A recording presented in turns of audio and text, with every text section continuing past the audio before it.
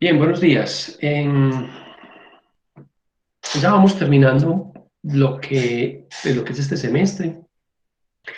La próxima semana, entre el 18 y el 22, hay que hacer el reporte del último 35%, del segundo 35%. Y la semana del 1 al 5 debemos hacer el examen para reportar ese 30%. Yo el examen lo voy a dejar más o menos que lo puedan hacer entre el 1 y el 4, ¿sí? Porque el reporte debo hacerlo a más tardar el 5, el 6. Entonces, entre el 1 y el 4 voy a dejar montado ese examen o entre el 29 y el 30 a mirar para que puedan entrar y hacer ese examen. ¿Listos?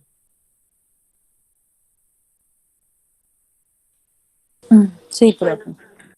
Bueno, Bien. profe.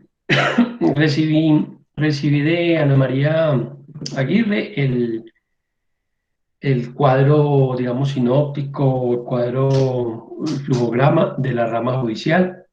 Está muy bien, está, está bien elaborado, está amplio, tiene muy buenas referencias, está muy bien listo. Quedan pendientes el de Valeria y el de Ana María. Bueno, eso por un lado. Lo otro entonces es decirles que el segundo corte arranca el 18 el segundo corte.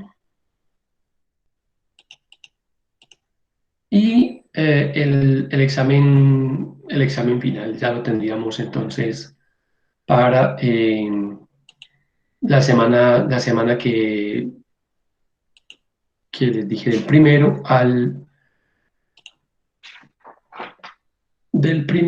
al 5 listas.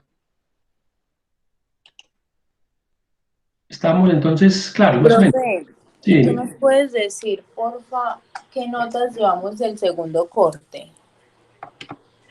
listo. Voy a revisar en la plataforma y lo que ustedes me han enviado y les mando un reportecito sobre eso, ¿sí? De las Dale, profe. calificaciones, ahí teníamos entonces, voy a mirar acá, puesto que acabarlo de organizar, pero tenemos,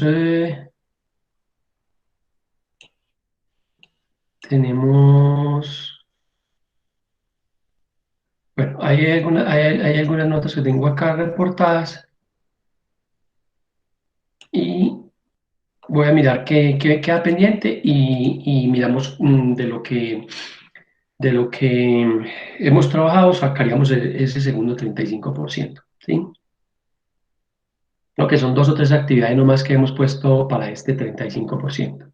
¿Listo? Bien.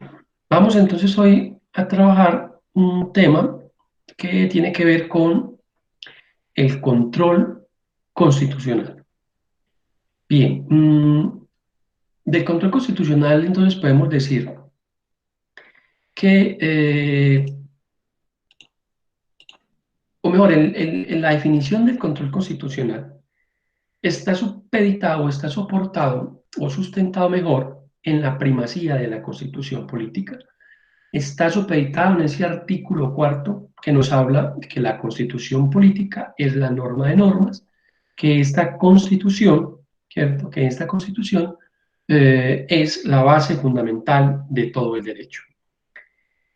Es a partir de ese fundamento, ¿cierto?, que la constitución política plantea la norma de normas, o la constitución como norma de normas, o esa norma fundamental, y es a partir de ella, de la constitución, que se deriva la validez de todo el sistema jurídico colombiano. En otras palabras, el control constitucional tiene que ver con la revisión de ese marco jurídico, de esas normas del sistema que requieren la validación desde el punto de vista jerárquico a partir de la Constitución. Ustedes recuerdan que la Corte Constitucional, creada en 1991, es la institución de la rama judicial del poder público, ¿cierto?, que tiene como finalidad la guarda de la integridad y supremacía de la Carta Política. Esa es, digamos, la función esencial que tiene la Corte Constitucional. En esa medida, entonces, la Corte Constitucional debe hacer un control de constitucionalidad de las normas, de las leyes, de las disposiciones jurídicas que nacen a la vida en el marco jurídico colombiano. ¿Por qué? Porque la Corte Constitucional, como le digo, la que tiene la obligación, tiene la finalidad de la guarda de la integralidad y la integridad y supremacía de la Carta Constitucional. Ese es, digamos, el papel fundamental que tiene la Corte Constitucional, que es que todas las normas, las leyes, las disposiciones que en Colombia se emitan tengan un control constitucional tendiente a que esas normas no estén en contravía del texto constitucional. Si ustedes recuerdan ese artículo cuarto de la Constitución Política de Colombia que revisamos en las primeras semanas del curso, nos decía entonces que había una supremacía de la Constitución. Vimos ese artículo cuarto, revisamos un poco esta pirámide de Hans Kelsen, donde la Constitución política, ¿cierto?, se encuentra en la pirámide en la cúspide de esa pirámide, y decíamos que cualquier tipo de incompatibilidad entre la ley y la Constitución se deberá aplicar la Constitución política. Pues lo que hace la Corte Constitucional a través de los controles de constitucionalidad es revisar que esa ley... Hola Ana María, que se había desconectado, ¿cierto? Aló.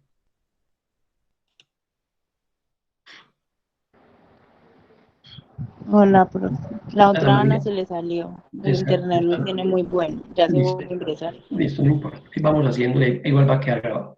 Les decía entonces que esa supremacía de la Constitución, ¿cierto?, está desde el artículo cuarto del texto constitucional. Esa supremacía constitucional no es otra cosa que todas las normas que se expidan deben estar acorde con ese texto constitucional. En esencia, digamos que eso es lo que se hace. Ya les había manifestado un poco cómo está organizada la Corte Constitucional como un órgano o tribunal de cierre de la jurisdicción constitucional, que había una sala plena, que la conformaban los 9 magistrados, que cada magistrado tiene su despacho, que hay una presidencia de esa Corte Constitucional y que esa presidencia tiene una secretaría general, que tiene unas coordinaciones de administración, que tiene algunas oficinas, para que la Corte pueda operar. Y que también habían otras dependencias o grupos de trabajo adicionales a esa estructura que tenían que ver un poco con las salas de revisión, con otro tipo de actividades que requiere a la Corte Constitucional para poder cumplir con su objetivo. Bien. Dicho de otra manera, el control de constitucionalidad de las leyes tiene como punto de partida el hecho de que esa revisión, ¿cierto?, busca o permita verificar la satisfacción de los principios que inspiran todo el componente democrático del texto constitucional. En otras palabras, ese control constitucional que hace la Corte de las leyes y de los actos legislativos también, pero ahora lo miramos, busca entonces, ¿cierto?, hacer una revisión consciente para verificar que se satisfagan esos principios que inspiraron el texto constitucional. Lo que busca nuevamente el control constitucional es esos principios que se establecieron en la Corte, en la Constitución Política, cuando se cree la norma, tengan o estén asociados, estén en correlación con el texto constitucional. Podemos también decir que el control constitucional es un conjunto de mecanismos, ¿cierto? Un conjunto de mecanismos que la misma Constitución ha destinado para que se dé el normal funcionamiento del Estado dentro de esos límites o de esos señalamientos que ha dado la misma Constitución y que han sido la voluntad expresa del constituyente primario, en este caso, quien ostenta todo el poder o la soberanía que no es, perdón, otra cosa que el pueblo colombiano. ¿Y para qué se hace ese control constitucional? ¿Para qué esos mecanismos que permitan ese funcionamiento? Pues no es otra cosa que para impedir que el poder se salga de control, que ese poder se vuelva exorbitante, ¿cierto? Y que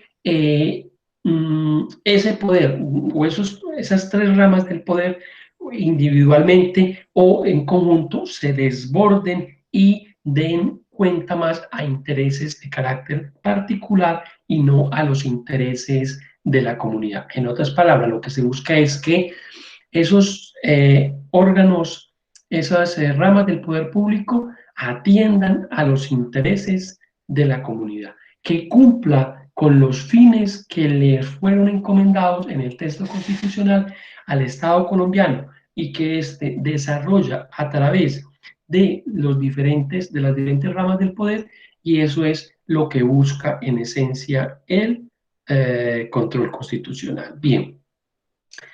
Vamos a hablar entonces, ya he entendido más o menos qué es el control constitucional. ¿Sí? ¿Quedó claro qué es el control constitucional? Pues por lo menos en la parte de definición, son unos mecanismos, ¿verdad? Para que las leyes que se expiden sean acordes con el texto constitucional y que los poderes que hay en Colombia, ejecutivo, legislativo y judicial, no se desborden en sus poderes. ¿Listo? Bien. Miremos ahora entonces cuáles son esas modalidades, esos tipos de controles que tenemos en Colombia en cuanto a el control constitucional. El control de constitucionalidad en Colombia decimos que tiene, digamos, diferentes modalidades, pero que se pueden clasificar en dos grandes grupos. Un control constitucional por vía de acción y un control constitucional por vía de excepción. Vamos a mirar entonces cuáles son esos controles, esas modalidades de control de la constitucionalidad que hace la Corte Constitucional en Colombia. El primero entonces que podemos decir es eso, es Ok, sí, dime. qué pena. ¿Puedes repetir el nombre del tipo de control? Tenemos dos tipos de controles, un control por vía de acción, y otro control por vía de excepción. Digamos, esos son como los dos grandes grupos, unos controles por vía de acción, unos controles por vía de excepción. ¿Listo? Vamos a mirar entonces cuáles son esos tipos de controles. Digamos que la excepción de inconstitucionalidad, ¿cierto? O el control de constitucionalidad por vía de excepción se fundamenta en el artículo 4 de la Constitución, ¿cierto?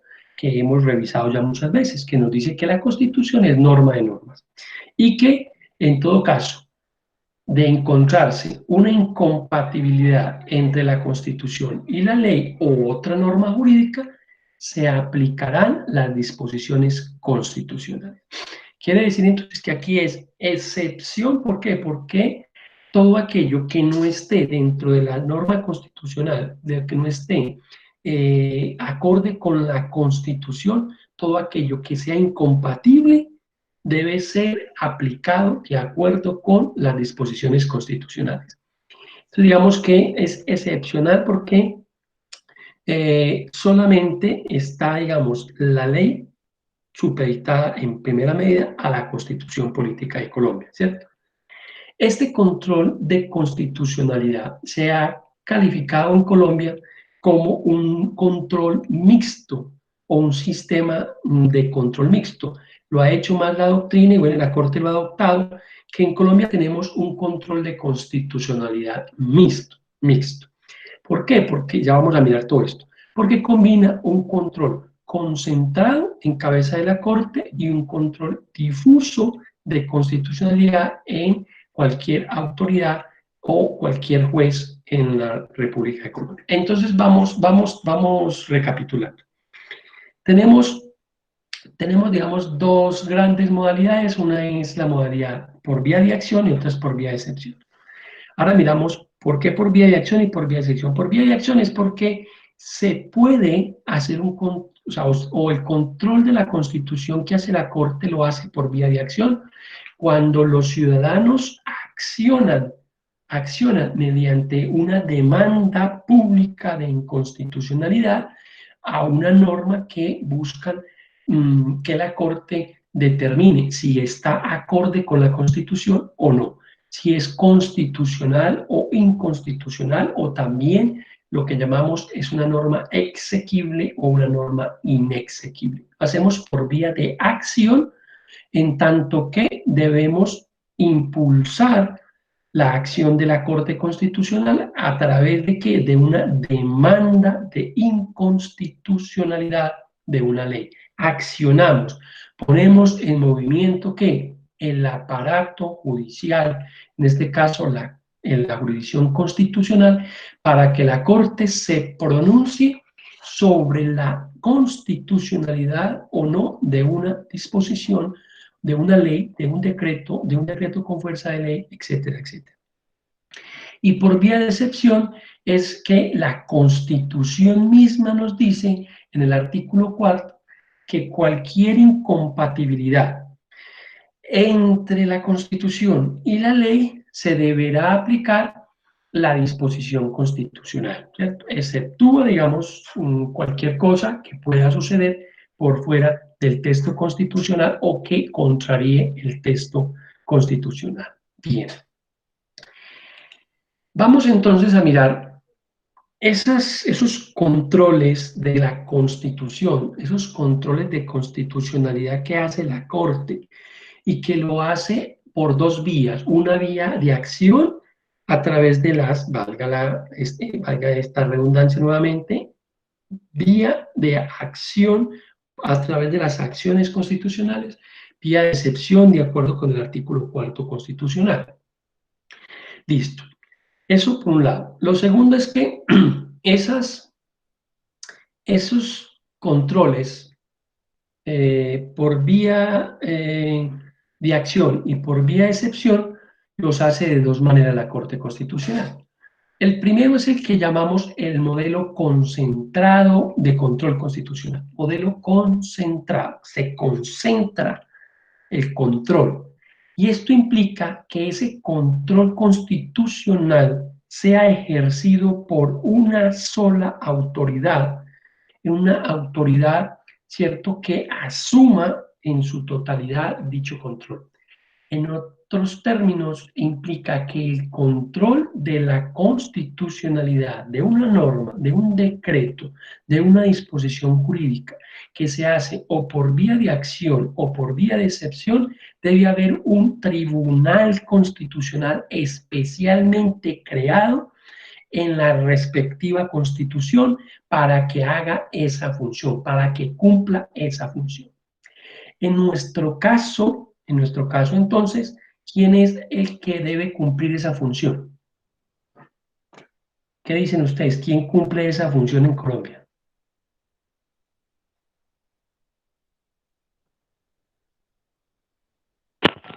La Corte Constitucional. Correcto, la Corte Constitucional que, como lo dijimos, es la encargada, es la garante, ¿cierto? Es la guardiana de la Constitución, es la que busca que la integralidad o la integridad de la Constitución siempre permanezca. Entonces, perdón, en Colombia el control constitucional es un mecanismo que busca precisamente que haya una integridad de ese texto constitucional, que pues no se desbarate la Constitución y que las leyes que se expidan correspondan con ese artículo 4 constitucional. Quiere decir que las leyes que se expidan en Colombia apunten a que sus contenidos no contraríen la Constitución Política de Colombia.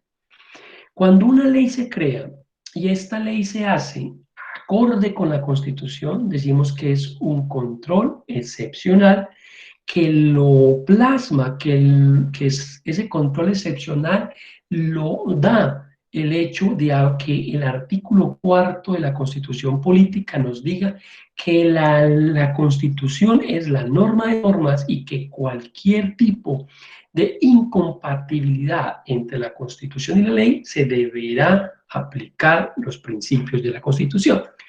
Y el otro es que si no se exceptúa, si la ley no se crea de esa manera, entonces hay un control de constitucionalidad por acción, que requiere de una acción de un ciudadano para que inicie una acción pública de inconstitucionalidad con el fin de que ese tribunal que está previsto en nuestro texto decida si esa norma es o no constitucional. Entonces, retomemos. El control de constitucionalidad son ¿qué? Son unos mecanismos que buscan ¿qué? El control, ¿cierto? El control de la integralidad de la Constitución. Es un mecanismo, o unos mecanismos mejor, destinados a mantener el buen funcionamiento del Estado dentro de esos límites que el mismo texto constitucional nos ha señalado, que el mismo constituyente primario, o sea, el pueblo ejerciendo su soberanía del artículo 3, nos ha dicho que debe hacerse y que busca ese control constitucional, que los poderes del Estado no se salgan de control, que no sean poderes exorbitantes, ¿sí? Que no salgan de su órbita de control y que toda esa disposición de organismos, de entidades que tiene el Estado para el cumplimiento de los fines que están en el artículo 2 sean unos fines enfocados hacia la comunidad y no hacia algún interés particular. Decimos entonces que la modalidad de control son dos, por vía de acción y por vía de excepción, que la vía de acción requiere de una acción de un ciudadano, que la de excepción está en el artículo 4 constitucional, que es la primacía de la Constitución, donde dice que la Constitución es la norma de normas y que cualquier caso de incompatibilidad entre la Constitución y la ley u otra norma jurídica, se aplicarán las disposiciones de carácter constitucional. Bien, hasta ahí vamos. Luego decimos una cosa más, que en Colombia hay un sistema o un modelo concentrado de control constitucional. ¿Por qué decimos que hay un modelo concentrado? Porque hay una institución, un organismo que está previsto en el texto constitucional y que es al que se le atribuye la facultad de asumir la función del control constitucional. En otras palabras, es que hay una institución a la cual que es la Corte Constitucional, a la cual se le ha dado esa facultad. ¿Para qué? Para que decida si una ley es constitucional o inconstitucional. Antes de la Constitución de 1991, hablamos entonces en la vigencia de la Constitución de 1886, quien ejercía esa función era la Corte Suprema de Justicia. Pero a la vez la Corte Suprema de Justicia tenía también entonces otras funciones que eran las que hoy conocemos como la jurisdicción ordinaria. Digamos que las funciones que hoy cumple la Corte Constitucional las cumplía la Corte Suprema de Justicia antes de la vigencia del texto constitucional de 1991. Por eso hoy, a partir de ese texto, podemos decir que nuestro modelo es concentrado, porque tenemos una institución especial, una institución creada con unas funciones especiales. Ya las vimos nosotros cuando vimos la rama judicial, la Corte Constitucional, que alcanzamos a verla, y vimos cuáles eran esas funciones de la Corte Constitucional.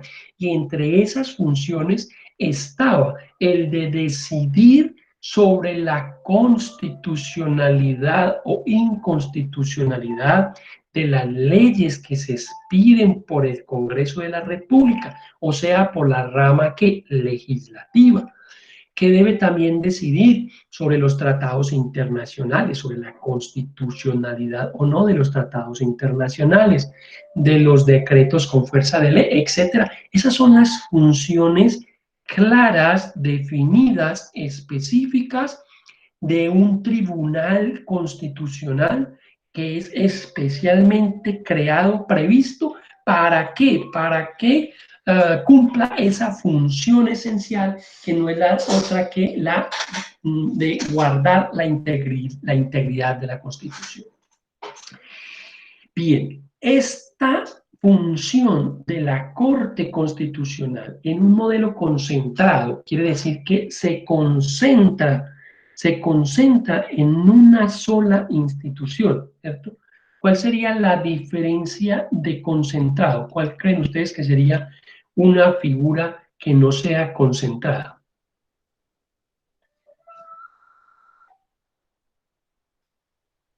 ¿Cuál se les ocurre?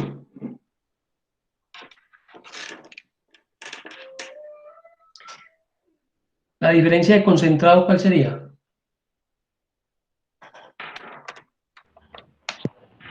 Difuso.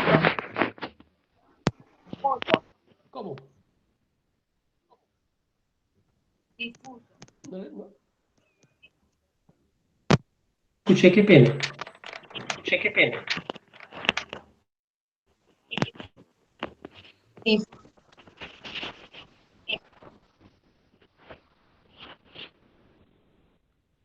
No se te escucha muy bien. ¿Cuál sería la diferencia? Profe, no te escucho bien. ¿Cuál sería la diferencia entre un sistema concentrado a uno diferente? ¿Cuál sería uno diferente mejor al concentrado? El modelo difuso. Correcto, digamos el modelo difuso o un modelo desconcentrado, ¿cierto? ¿Sí? ¿Se acuerdan cuando veíamos que nuestro sistema político es un sistema descentralizado? O sea, que sale del centro, ¿cierto? Digamos que el antónimo, perdón, de concentrado sería desconcentrado. En este caso, el sistema es difuso, ya lo vamos a mirar, pero digamos que aquí lo que quiero yo señalar es que ese control que hace la Corte Constitucional es un control concentrado, o sea, solo ella allí lo concentra, todo ese poder, ¿cierto? Bien, ¿para qué? Pues para que esa corte defina, ¿cierto? Defina las acciones de inconstitucionalidad para que resuelva cuando una norma es constitucional o no, ¿cierto? Bien. Ahora, una vez la corte define si esa norma, si esa ley es constitucional o no, pues lo que está haciendo la corte al hacer el uso de esta acción es que determina, ¿cierto? La extinción, determina la muerte jurídica de una norma. ¿Por qué? Porque si la Corte Constitucional llega a determinar que una ley es inconstitucional o inexequible, esa norma sale del ordenamiento jurídico, se extingue esa norma, ¿cierto? ¿Por qué? Porque se declara a través de una sentencia que esa norma es inconstitucional. Por eso es que la Constitución, la Corte Constitucional tiene esa potestad. ¿De qué? De hacer cumplir el artículo 4 de la Constitución Política de Colombia, que no es otra cosa que la Constitución es la norma de normas, ¿cierto? Y que cualquier situación de incompatibilidad entre una ley o una norma y la Constitución, debe aplicarse de preferencia a la Constitución. Pues, ¿qué es lo que hace la Corte? La Corte hace eso, hace que ese artículo cuarto superior se cumpla a cabalidad. ¿Cómo? Norma X no cumple porque es inconstitucional, pues la declaro de esa manera inconstitucional y la saco del mundo jurídico. La saco la saco del ordenamiento jurídico. Bien, ese es lo que nosotros llamamos un modelo concentrado. Es una organización, en este caso la Corte Constitucional, la que determina si la norma es constitucional y debe quedar funcionando, operando, o si por el contrario esa norma debe desaparecer del ordenamiento jurídico. Bien, es control concentrado o centralizado, si ustedes también quieren, pues es el que ejerce entonces la Corte frente a ¿qué? Frente a las leyes o actos que la Corte declara inexequibles o nulos. ¿Listo? Esos efectos de esa sentencia que la Corte emite son erga omnes, son efectos para todos los ciudadanos. No son efectos interpartes entre las partes, sino que tiene efectos erga omnes para todos los ciudadanos. Y ese control concentrado busca también la unificación de la interpretación jurisprudencial. El fin también de tener ese control concentrado es unificar los criterios jurisprudenciales, unificar la interpretación jurídica y normativa. Este es un modelo muy europeo que lo hemos adoptado, nuestro sistema de control concentrado. Bien. ¿Cómo entonces define la Corte Constitucional si una norma es constitucional o inconstitucional? Pues lo hace a través de sus sentencias. Y sus sentencias no son otra cosa que decisiones que al final toma la Corte diciendo esta ley o este artículo o esta parte de la ley es inexequible o es exequible condicional. ¿A través de qué sentencias se pronuncia la Corte Constitucional sobre la inconstitucionalidad o no de una norma? ¿Ustedes recuerdan qué tipo de sentencias? ¿Cómo son esas sentencias? Pues cómo las encuentra uno en internet o demás.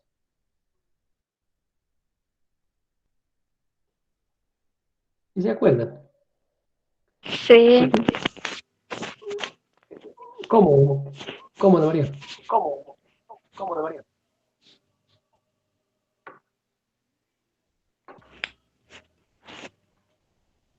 ¿Sentencias qué? ¿Qué tipo de sentencias son esas? Ana dijo que C, sentencia C. Es correcto, son sentencias esa C de constitucionalidad, ¿cierto? Entonces ustedes van a encontrar una sentencia que dice C 220, 230, 250 del año, ta.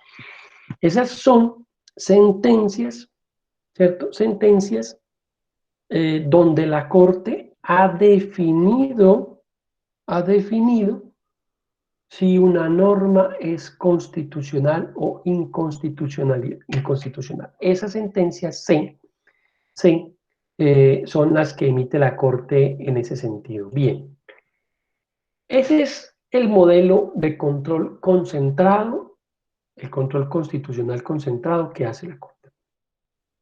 Pero Colombia también tiene otro modelo, y es el llamado modelo difuso o control difuso de constitucionalidad. Este control difuso es un poco el que opera en Estados Unidos, ¿sí? También llamado el judicial right, ¿sí? Que es que cualquier juez tiene la posibilidad, ¿cierto?, de inaplicar, escuchen el verbo, inaplicar una norma si viola directamente la constitucionalidad. El control difuso o el modelo difuso de control constitucional consiste en que cualquier juez tiene la posibilidad de inaplicar una norma si considera que viola la Constitución. En este caso, pues el resultado del control que hace ese juez, ¿cierto? No implica que la norma salga o sea expulsada del ordenamiento jurídico, como sí lo hace la declaratoria de inconstitucionalidad. En este caso, el control difuso lo hacen los jueces de la República y ahora miramos también quienes más lo hacen, por ahora los jueces de la República lo hacen inaplicando una norma, no teniendo en cuenta esa norma para el caso concreto, apartándose de esa norma que cree que es inconstitucional. Pero el hecho de que el juez en el control difuso de constitucionalidad se aparte de aplicar esa norma no implica la expulsión, la nulidad o la declaratoria de inconstitucionalidad, porque eso solo le compete a la Corte Constitucional. Es solamente la inaplicación para ese caso concreto, objeto de juzgamiento de momento determinado. Estoy juzgando un caso con una norma y veo que esa norma es abiertamente inconstitucional, yo juez me puedo apartar de esa norma. Obviamente que debo argumentar y exponer por qué me aparto, porque si no puede también incurrir en una falta disciplinaria, en un posible prevaricato, por lo tanto tiene que justificar los motivos que los llevan a apartarse de la aplicación de una norma concreta por inconstitucional.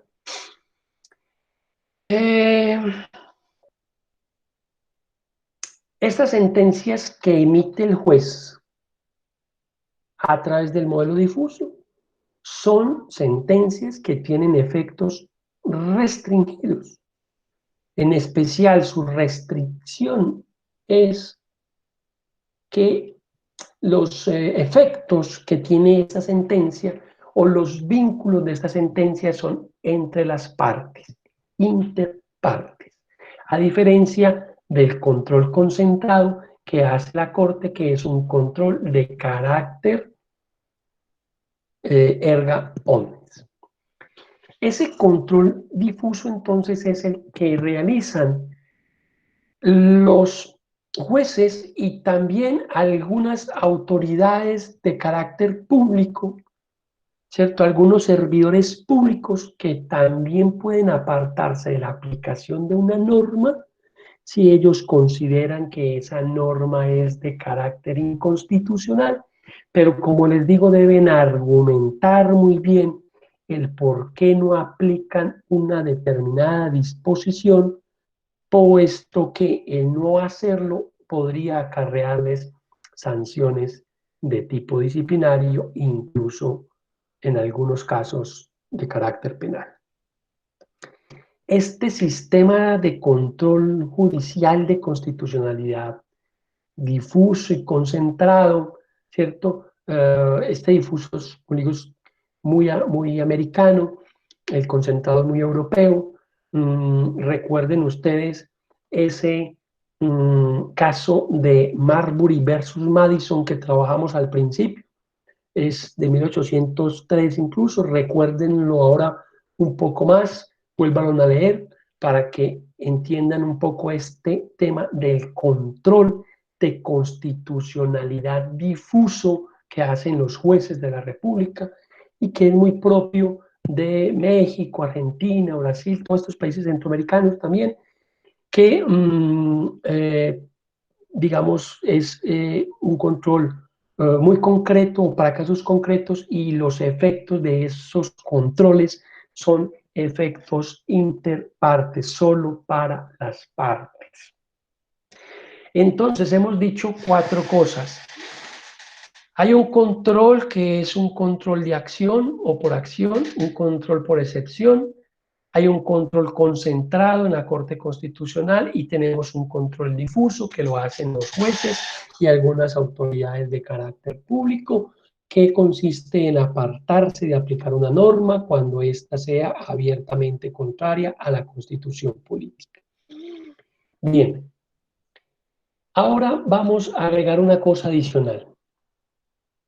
Tenemos ese control por acción, por excepción, concentrado, difuso. Y ahora tenemos otro elemento más, el control previo de constitucionalidad. Hay un control concentrado, un control difuso, un control previo y un control posterior. Hablemos un poco del control previo de constitucionalidad. El control previo de constitucionalidad o el modelo previo de control constitucional es el mecanismo jurídico por el que se provoca la declaración del Tribunal Constitucional sobre la existencia de una contradicción entre la norma constitucional, entre el texto constitucional y un determinado acto, ¿cierto?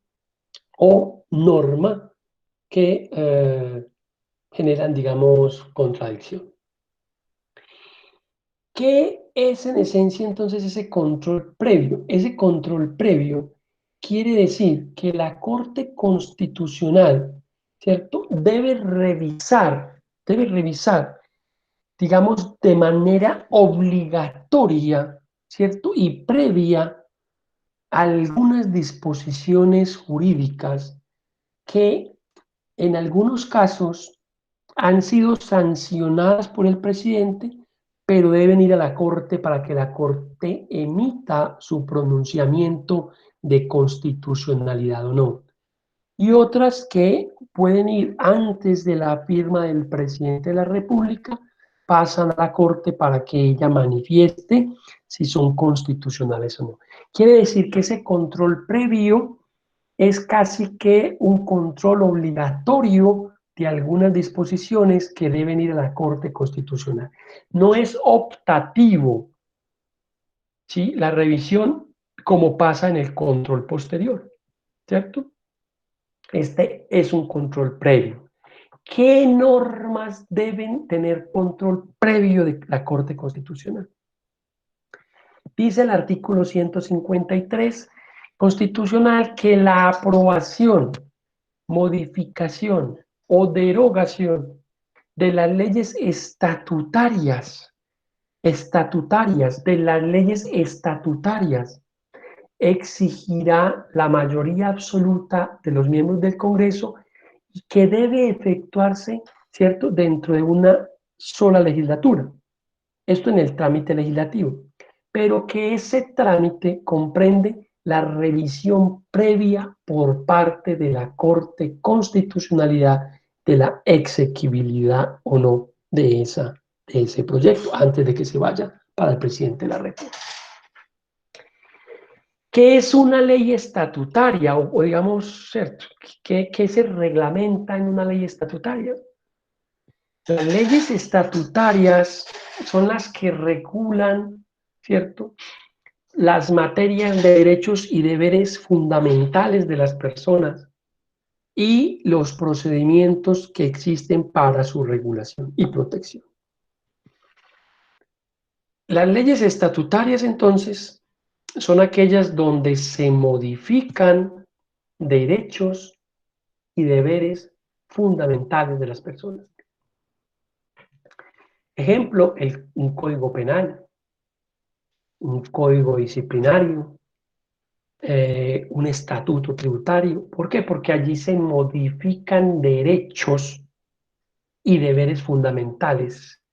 Y esta debe entonces pasar primero por la Corte Constitucional. Normas sobre administración de justicia. Todo lo que tiene que ver con la rama judicial del poder público, que son los únicos que administran justicia, por lo menos inicialmente.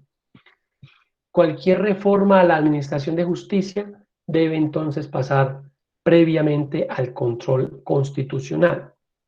las que tienen que ver con la organización y el régimen de los partidos y movimientos políticos, el estatuto de la oposición, las funciones electorales, etcétera, etcétera, son leyes estatutarias que tienen que pasar primero por la Corte Constitucional.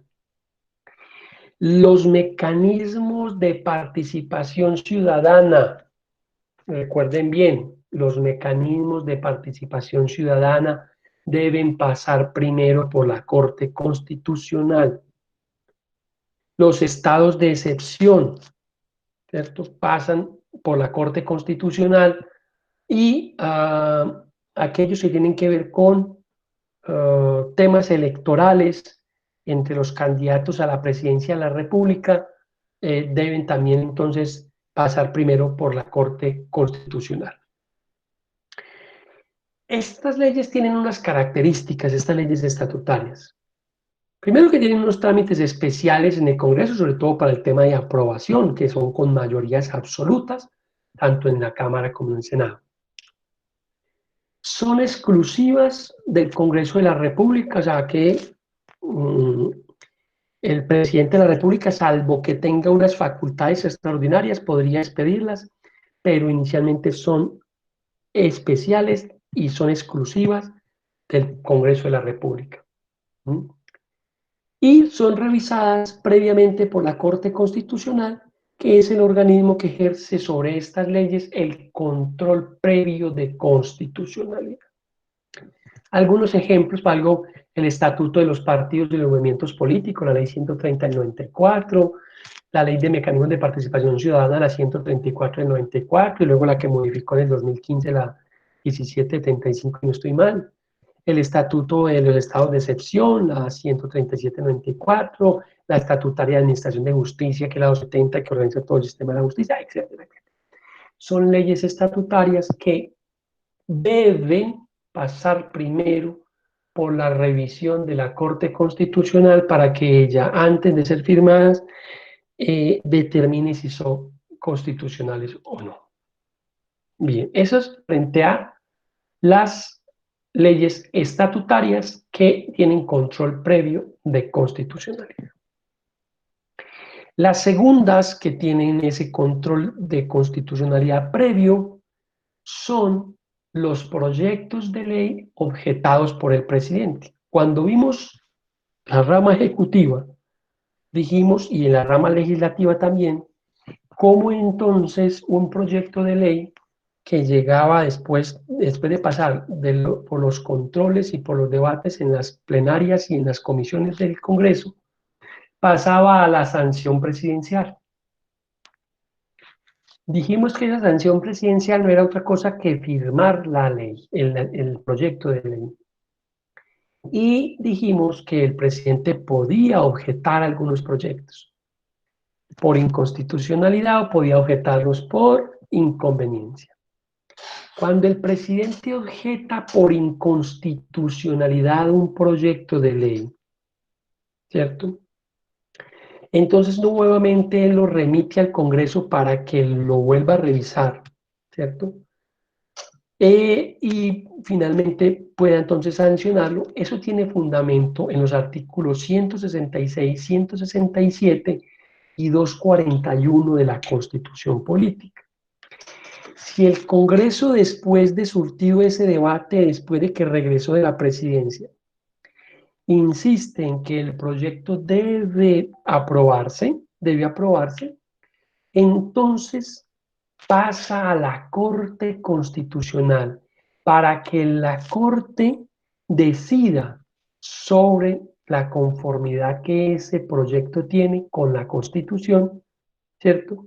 Y la Corte lo debe hacer muy rápidamente para que entonces ese proyecto sea firmado por el presidente y convertido en ley de la República. Un proyecto de ley que va al Congreso, se le dan los debates, se va para presidencia, el presidente dice, yo objeto ese proyecto de ley porque es inconstitucional. Lo devuelve al Congreso, el Congreso lo ratifica, y si lo ratifica, entonces se va para la Corte Constitucional para que ella decida sobre la constitucionalidad o no del proyecto, y ya entonces si no, si es constitucional, entonces ya lo mandará al Congreso para que lo firme el presidente del Congreso. Eso es el control previo de los proyectos de ley objetados por el presidente de la República. Que se dice tiene control previo, ¿por qué? Porque primero, antes de que sea ley de la República, debe pasar por el control de constitucionalidad. ¿Cuáles son sus proyectos que tienen objeciones por el presidente? Que ahora, este no es un control, digamos, integral que hace la Corte, sino que este se limita simplemente a revisar los aspectos objetados por el presidente, ¿cierto? Lo que significa que posteriormente se pueden demandar por inconstitucionales los otros artículos que no hayan sido objetados. Ahora, el presidente tiene la opción de ¿qué? De objetar todo el proyecto, un artículo, dos artículos, tres artículos, los que él considere en el proyecto. La Corte solo se pronuncia sobre las objeciones. Si objetó todo el proyecto, todo tiene que pronunciarse sobre todo, ¿cierto? Y ya una vez la Corte se haya pronunciado sobre eso, pues ya no, sobre toda la ley, pues ya no habrá oportunidad de volver a demandar esa ley, porque habrá cosa juzgada. Bien. ¿Qué otra cosa entonces es la que, o qué otro tipo de proyectos es, o de normas le hace control previo a la Constitución, la Corte Constitucional? Le hace control previo a los tratados y a sus leyes aprobatorias. Recuerden que el Ejecutivo en Colombia es el representante del Estado, máxima autoridad administrativa. Él es el que dirige las relaciones internacionales. Él es el que propone los tratados que se vayan a firmar. Pero es el Congreso el que los aprueba, ¿cierto? Y tanto los que firme el presidente como los que apruebe mediante una ley el Congreso tienen control previo de constitucionalidad. El gobierno, ¿qué tiene que hacer? Enviar el tratado y su respectiva ley aprobatoria del Congreso. ¿A dónde? A la Corte, para que la Corte Constitucional, dentro de los 6 días siguientes a la sanción de la ley, ¿cierto?, debe pronunciarse si esa ley es constitucional o si ese tratado es constitucional. Tratado de libre comercio, un tratado XY, tiene control previo de constitucionalidad. Si ya la Corte declara constitucional, pues el gobierno puede proceder a ¿qué? A ya enviarlos a los países, lo que llaman el canje de notas. Si lo declaran no ajustados a la Constitución, pues no podrá ratificarse, pues porque lo ha decretado así la Corte Constitucional. Ese control implica la exclusión de cualquier otra especie de control posterior sobre tratados ya perfeccionados. Quiere decir que si la Corte se pronuncia sobre un tratado y lo aprueba porque dice que es constitucional, pues ya no se va a poder demandar esa y posteriormente, o sea, no va a tener control posterior porque ese tratado va a quedar ya perfeccionado, ¿cierto? También se dice que es un control previo, automático e integral. Prácticamente digamos que ese es el tipo de control. El control posterior son entonces, vayamos recopilando, ¿cierto? Dijimos que hay dos modalidades, las modalidades por acción y por excepción, que están supeditadas al artículo 4, que hay un control concentrado, que tenemos un control difuso, que tenemos un control previo y que tenemos un control posterior. Hasta ahí vamos. El control posterior es el que se realiza a las leyes o a las normas o a los decretos con fuerza de ley una vez estos están ya en la vida jurídica operando y funcionando. ¿Cómo se hacen? Se hacen a través de las acciones públicas de inconstitucionalidad. Las personas que creen que una ley ordinaria normalmente que está circulando en el tráfico jurídico, entonces allí ellos inician una demanda por inconstitucional de una ley entera, de una norma, de un capítulo, de un artículo, y la Corte entonces debe pronunciarse si es o no constitucional esa ley. Eso se llama un modelo posterior. ¿Por qué? Porque no es previo. La Corte no se va a pronunciar sobre esa ley si no hay una acción que imponga, que entable o que cree un ciudadano en Colombia. Bien, ese es el control posterior, digamos que es las demás normas que no tienen un control previo, debe entonces pasarse al control posterior. Y tenemos finalmente un último control que es el control automático de constitucionalidad.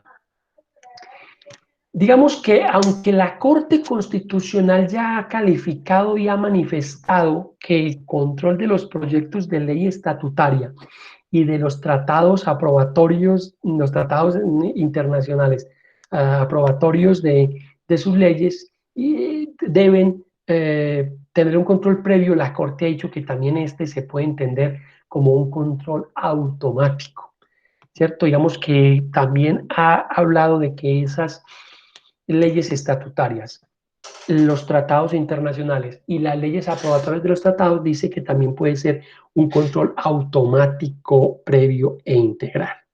Sin embargo, la mayoría de la doctrina utiliza esta denominación de control automático para designarle o para nombrar el control que hace la Corte de los decretos legislativos, es decir, los que dicta el presidente de la República con base en el artículo 2.2, que son 212, que son los estados de excepción. Los estados de excepción, ¿sí? Estos decretos, ¿cierto? Se dice que la Corte los revisa de manera automática. Todos estos decretos que ha expedido el presidente de la República con el tema del coronavirus, que ha sido bajo la declaratoria del estado de emergencia económica, ¿cierto? Van a tener un control automático de la Corte Constitucional. La Corte debe estar que se pronuncie con respecto a esos decretos, ¿cierto?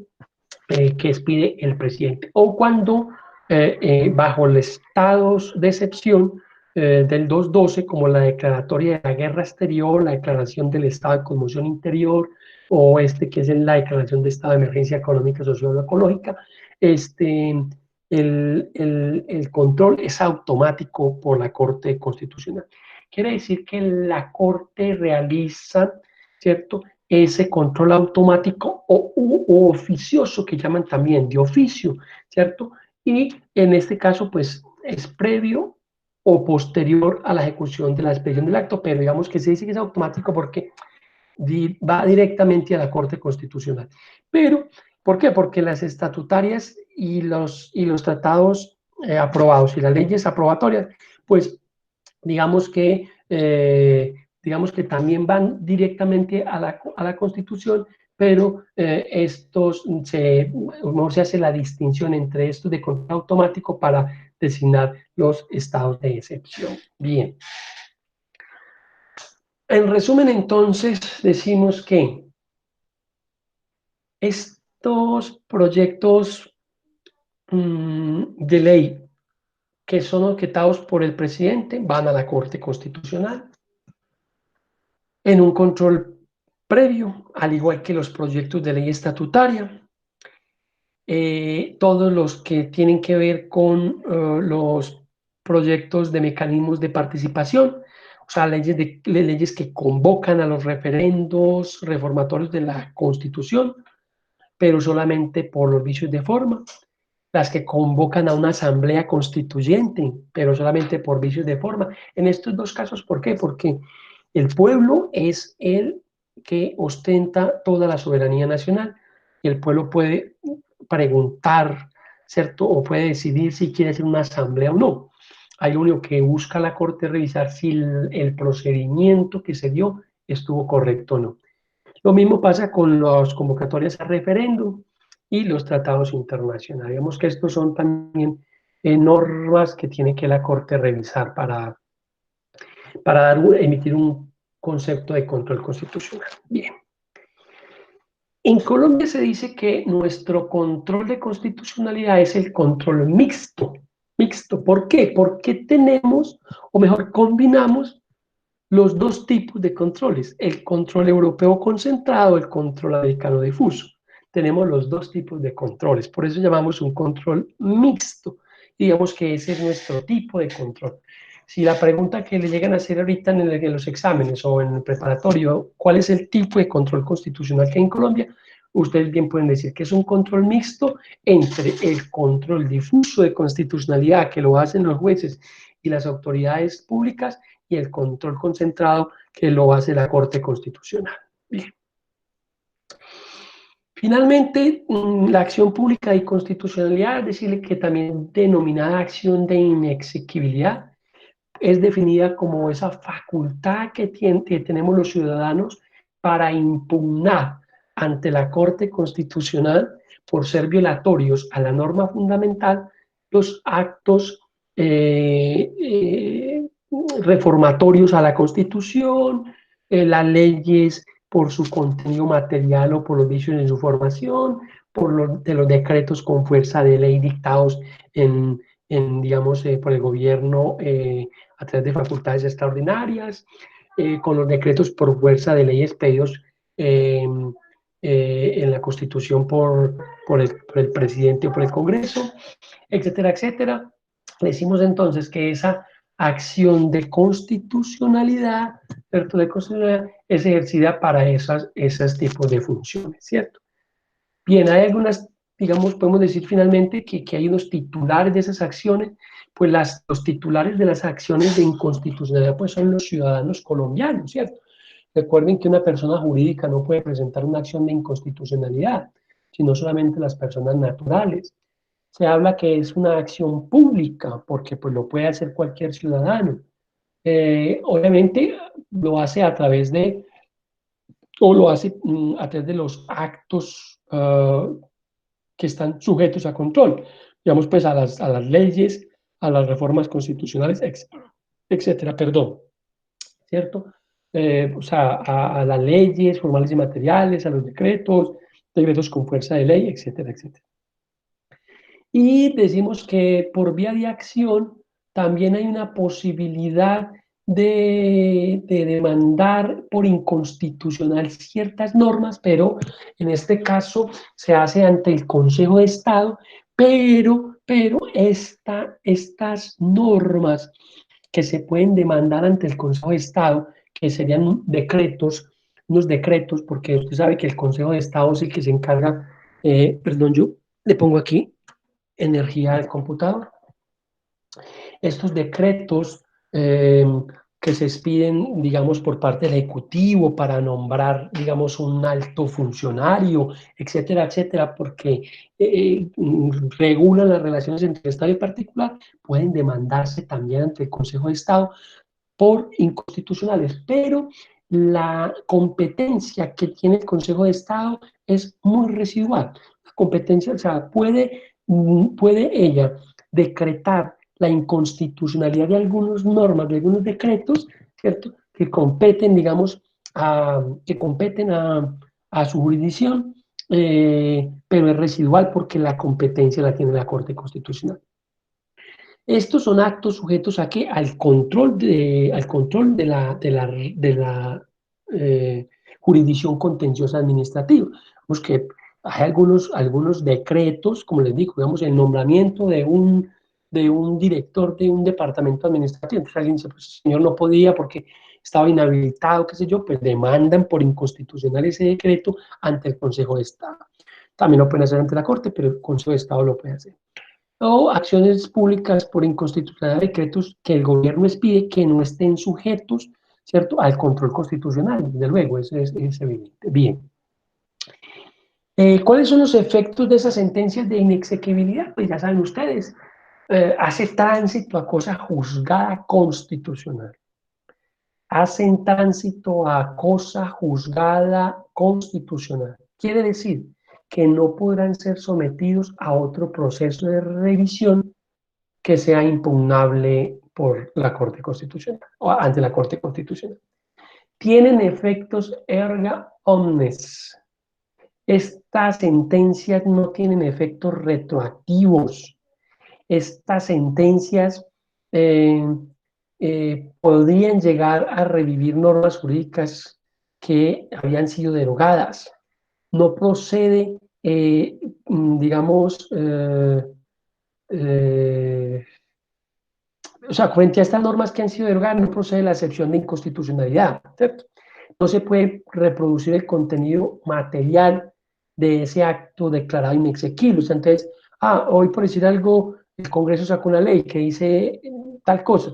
La Corte determinó que esa tal cosa era inconstitucional, pues mañana volvemos y la presentamos. No, porque ya eso ha sido materia de análisis y discusión de la Corte Constitucional y pues mal haría el Congreso volver a legislar, ¿cierto? Finalmente, ya terminando, podemos hablar de la imprescriptibilidad y caducidad de la acción de inexequibilidad. Entonces, digamos que frente a la acción de inconstitucionalidad podemos decir dos cosas. Lo primero es que no prescribe. No prescribe, o sea, usted puede demandar la inconstitucionalidad de una norma por vía, digamos, lo explico de otra forma que me enredé. La acción de inconstitucionalidad no prescribe siempre y cuando la prescripción se esté alegando por temas de carácter material, por temas de carácter sustantivo, de la sustancia que tiene la ley. Pero si usted va a demandar la ley por inconstitucional, por temas de forma, o sea, por el trámite, un ejemplo, es que esa ley no surtió los 4 debates en el Congreso. O era una ley estatutaria, pero solamente votaron, de los 100 votaron solamente 20, por lo tanto, el trámite que se le dio a esa ley es inconstitucional. Si los argumentos para atacar esa ley por inconstitucional son sobre la ritualidad, sobre la forma, sobre el procedimiento, hay un año para demandar esa ley por inconstitucional. De lo contrario, caducará la posibilidad de demandarla. Pero si es sobre el contenido de la norma, si es sobre lo sustantivo de la norma, allí no podemos decir que exista ningún tipo de prescripción, o sea que usted puede demandar esa norma en cualquier momento o en cualquier lugar, siempre y cuando sea por el tema de la sustancia. Bien. Bien, esto también, como les he estado hablando, a grosso modo, es lo que les puedo decir sobre los controles de constitucionalidad. Entonces, revisen ese control de constitucional, vuélvalo a mirar y vamos avanzando. En la plataforma hay una clase sobre los mecanismos de participación ciudadana, referendo, plebiscito, revocatoria del mandato, cabildo abierto. Por favor, vean esa clase y ahonden también en el contenido de la misma. Yo les voy a dejar no sé si estamos a 11, yo creo que les voy a dejar una última tarea pequeña, se las diseño esta semana, no las quiero saturar, se las dejo esta semana para que terminemos, para poder reportar ese otro 35%. ¿Sí? Un trabajito cualquiera muy pequeño, les voy a dejar.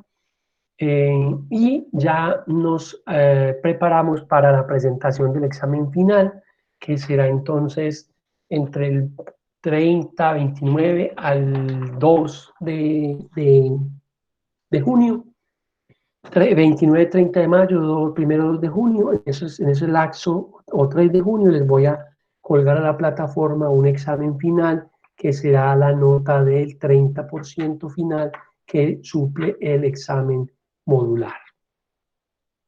¿Alguna duda con respecto a la clase de hoy o de cualquier otro tema particular o concreto?